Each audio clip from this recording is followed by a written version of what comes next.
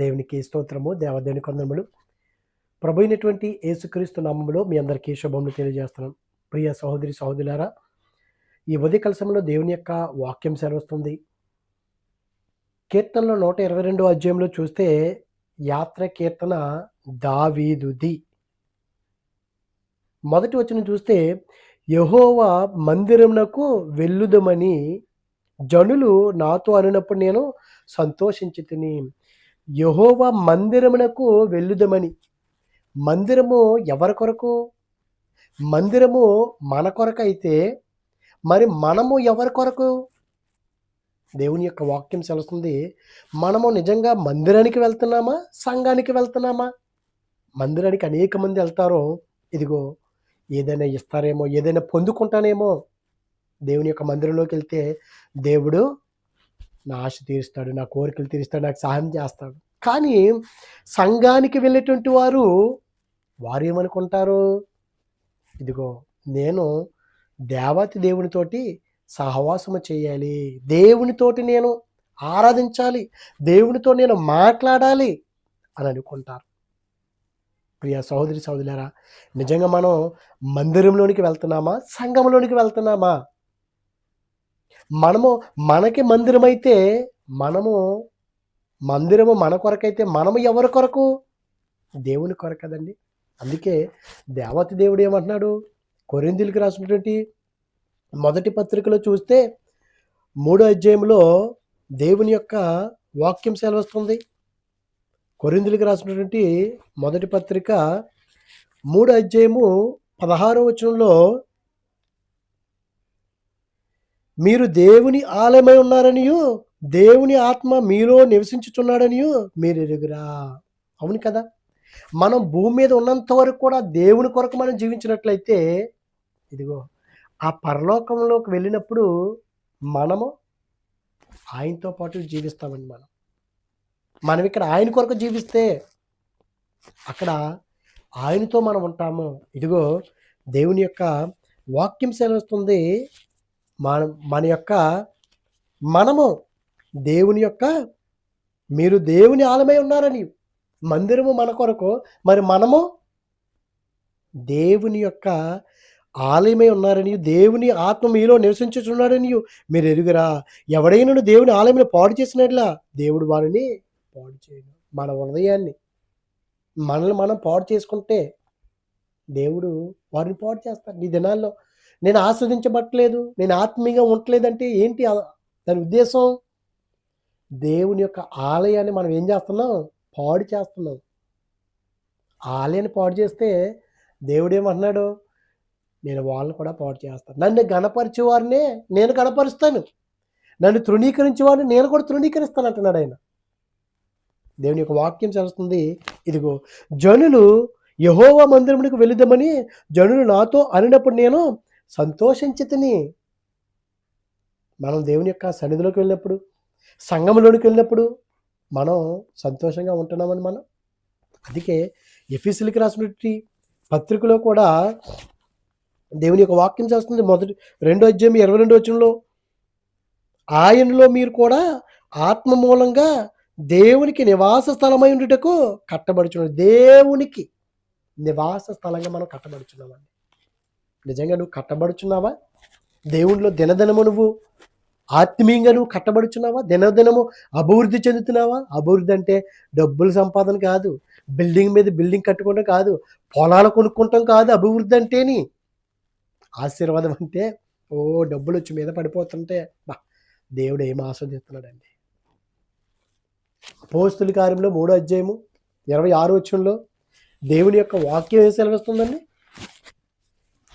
అపోస్తలుల కార్యములు 3వ అధ్యాయము 16వ వచనంలో దేవుని యొక్క వాక్యం సెలవిస్తుంది.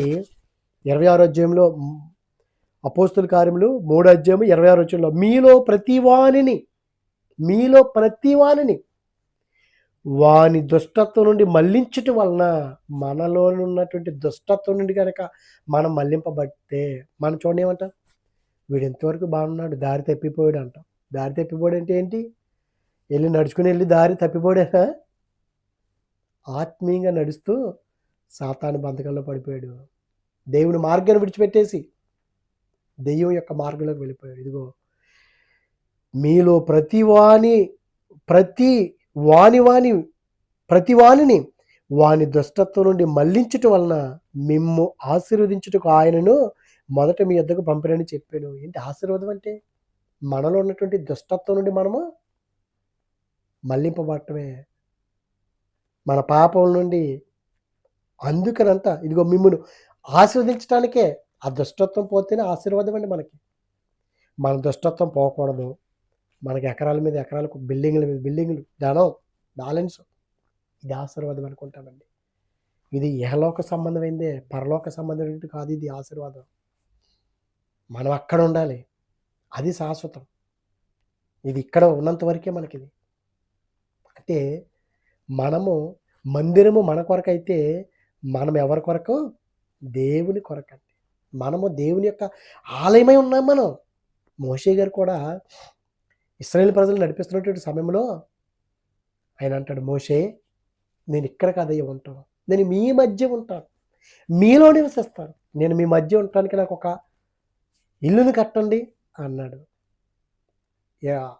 వారందరిలో 20 లక్షల మందిలో బసలేలు, అహోలీయాబుని దేవుడు పిలుచుకున్నాడు. మొట్టమొదటిగా దేవుడికి భూమి మీద గృహం కట్టాడు. అప్పుడు మళ్ళీ నేను ఇందులో కూడా కాదయ్యా, నేను మీలోనే నివసిస్తానన్నాడు.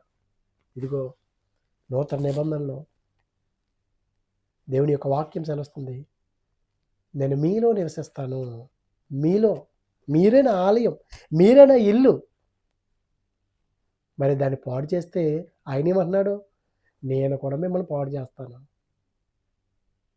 మీరు నన్ను తృణీకరిస్తే నేను తృణీకరిస్తాను, మీరు నన్ను గణపరిస్తే మిమ్మల్ని కూడా నేను గణపరుస్తాను అంటున్నాడంటే ప్రియ సహోదరి సహోదరులారా, దావీదు గారు అన్నారు, యెహోవా మందిరానికి వెళ్దామని జనులు నాతో అనినప్పుడు నేను మనం మందిరానికి వెళ్దామంటే పని ఉన్నదండి. మందిరానికి వెళ్ళాలంటే పని ఉంటుంది. మందిరానికి వెళ్ళాలంటే విచారము, బాధ. దేవుని సన్నిధిలోకి వెళ్ళాలంటే ఎంత కష్టమండి మనకి. అబ్బా వెళ్దామండి అని సంతోషంగా వస్తారండి. అదే ఒక ఫంక్షన్కి వెళ్దామంటే అబ్బా ఎంత సంతోషం వచ్చేది. షాపింగ్ మాల్కి వెళ్దాము, ఫంక్షన్కి వెళ్దాము, పలానా వాళ్ళ దగ్గరికి వెళ్దామంటే ఎంత సంతోషం అండి. ఓ చక్కగా తయారైపోతాం. మరి దేవుని మందిరంలోకి వెళ్దామంటే అమ్మో నా ప్రవర్తన అంతటి అందులో చాలా జాగ్రత్తగా ఉండాలని చక్కగా ఆత్మీయంగా అలంకరించుకొని ప్రార్థన పూర్వకంగా మన మనసును సిద్ధపరచుకొని మనం వెళ్తామండి? లేదండి, లేదు.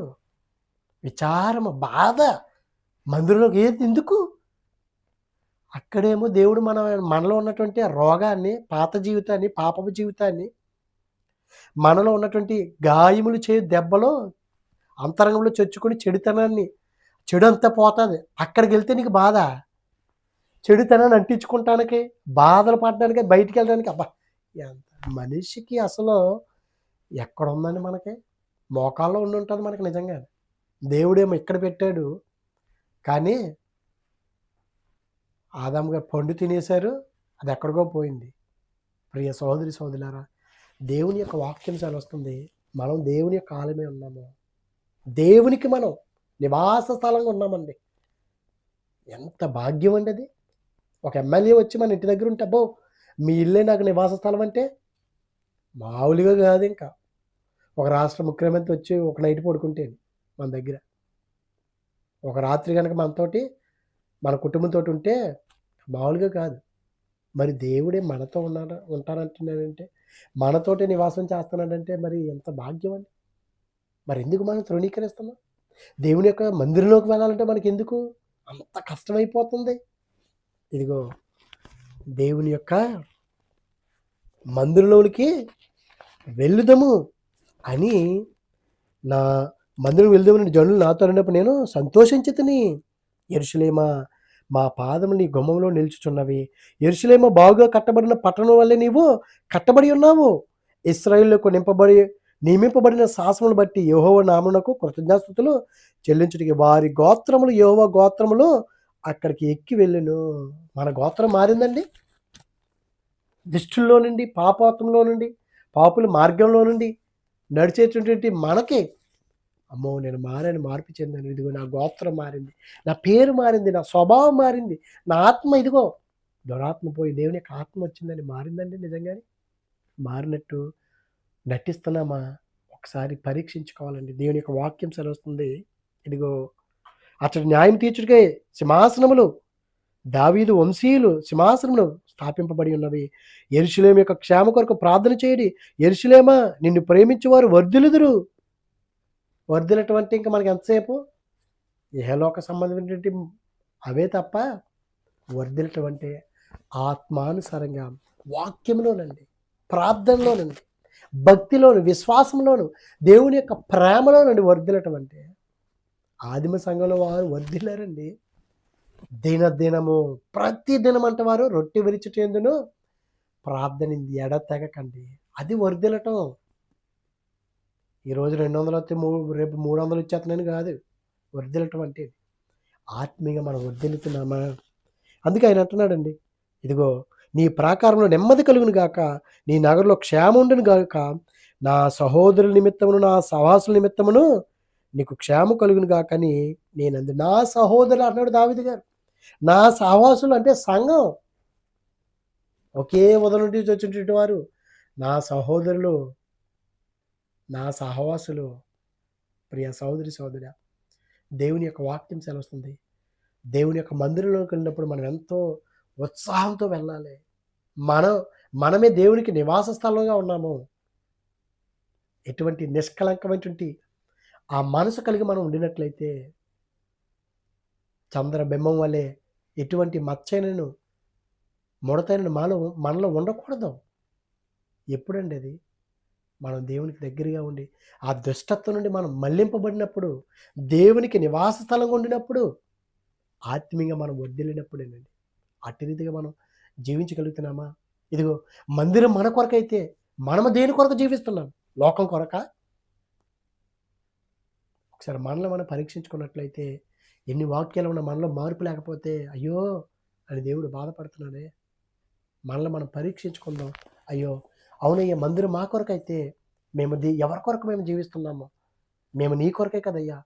మరి నీ కొరకు ఉన్న మేము ఏ విధంగా జీవిస్తున్నాం? నీ స్వరూపాన్ని మేము కలిగి ఉన్నామా? ఒక్కసారి మనల్ని మనం పరీక్షించుకుందాం. పరిశుద్ధుడా, ప్రేమగల తండ్రి, మహిమగల దేవునికి స్తోత్రాలు ప్రభా. ఇదిగో దేవా, మందిరంకు ప్రభా మేము వెళ్తున్నామయ్యా. ఏదో ఏదో ఇస్తారు, ఏదో పెట్టేస్తారు, తినేద్దాం వచ్చేదామని. కానీ సంఘానికి మేము వెళ్ళేవారుగా, నీతో సహవాసం చేసేవారుగా ఆ మనసును, ఆత్మను మాకు అనుగ్రహించమని. ఇదిగో దేవ, నీతో మేము సహవాసం చేసే ఇదిగో తండ్రి, మందిరం మా కొరకైతే మేము నీ కొరకు జీవించే విధంగా మీరే మాలో నివసిస్తారు అన్నారయ్యా. నివాస స్థలంగా మా హృదయాలు, మేమే నీకు నివాస స్థలం అన్నామయ్యా. ఎంత గొప్ప భాగ్యం ప్రభా.